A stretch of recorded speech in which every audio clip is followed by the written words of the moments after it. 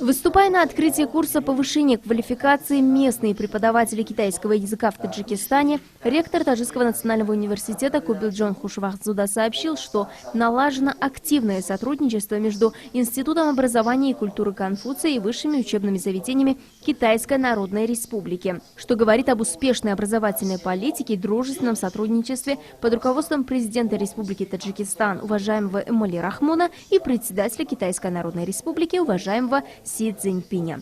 Было отмечено, что одним из наиболее эффективных способов развития знаний и компетентности преподавателей образовательных учреждений является повышение их квалификации. А повышение квалификации педагогов всех уровней образования играет ключевую роль в развитии сферы образования и подготовки грамотных, знающих и конкурентоспособных специалистов на рынке труда. Было подчеркнуто, что изучение языка является одним из центральных вопросов развития образования и требует высокой ответственности и благоприятных условий. Преподаватели, использующие современные методы изучения языка, играют решающую роль в уровне и качестве изучения языков студентами. Было отмечено, что курс повышения квалификации местные преподаватели китайского языка в Таджикистане ведут лингвисты Восточно-Китайского педагогического университета, Института международного культурного обмена Синьцзянского педагогического университета и Китайского университета связи.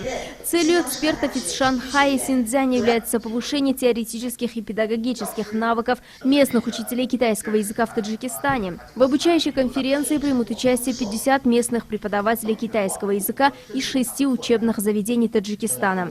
Содержание курса повышения квалификации включает теорию преподавания китайского языка, практику преподавания языка, теорию и практику освоения второго языка, а также получение сертификата преподавателя китайского языка путем сдачи международного экзамена.